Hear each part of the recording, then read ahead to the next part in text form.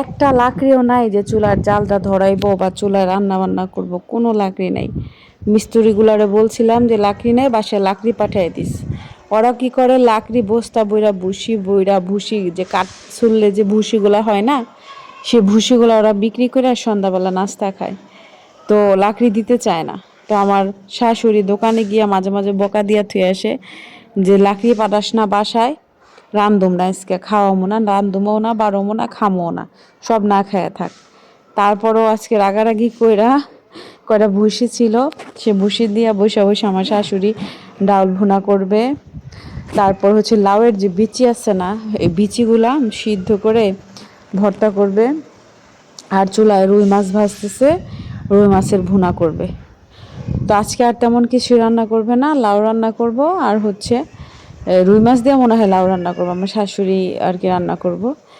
তো বৈশা বৈশা শুধু ভুসি দিয়া জাল জ্বালাইতেছে। আর এই একটা বড় কাঠ ছিল, ওই কাঠটা ফাইটা নিচ্ছে কুড়াল দিয়া। তো আমরা সারাদিন চেষ্টা করলেও কিন্তু কাঠ কোট ফাটতে পারি না, কুড়াল ধরতেই পারি না। তা আমার শাশুড়িরা আনাম গাছ দিলে মনে হয় আনাম গাছই কাইটা লাইব।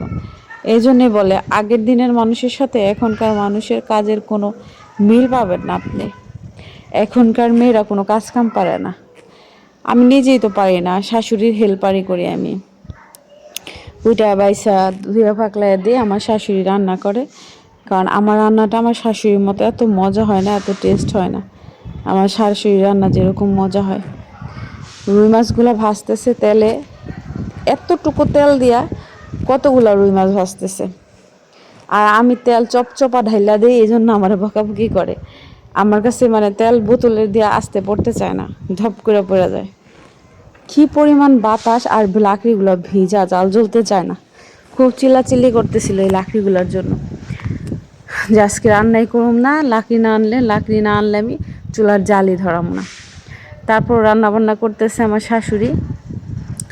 কি পরিমাণ ধুমা হইতেছে, আসলেই কষ্ট হচ্ছে রান্না করতে।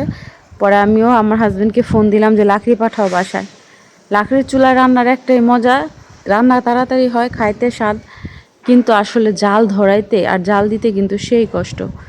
আবার একদিকে জাল দেওয়া, একদিকে সব কিছু জোগাড় করা, এই লাকড়ির চুলায় এই জিনিসটা কষ্ট। গ্যাসের চুলায় আবার আপনি একটা কিছু রান্না বসায় দিয়ে আবার দেখা যায় যে আপনি যে কোনো কাজ করে আসতে পারবেন, কিন্তু লাকড়ির চুলায় কিন্তু তা পারবেন না। আপনার একটু পরপর জাল নিভা যাইব, যদি লাকড়ির শুকনা না হয় ফুয়াইতে হইব ফুকনি দিয়া। আবার দেখা যায় যে আপনি রান্না থুয়ে অন্য কোনো কাজ করতে পারবেন না, আপনি জালই ঠেলতে হইব। আর যদি চপা একদম চলা লাকড়ি হয় তাইলে গ্যাসের মতো জ্বলে, কিন্তু আপনি এরকম হাত দিয়ে খোঁচায় খোঁচায় যে লাকড়ি জ্বালানো লাগে, আপনি অন্য কোনো কাজ করতে পারবেন না। সব কিছু মিলে মনে হয় যে লাকড়ির চুলাটা রান্নাটা মজা লাগে, আর লাকড়ির চুলা রান্না অনেক স্বাদও হয়, তাড়াতাড়িও হয়, কিন্তু কষ্ট অনেক।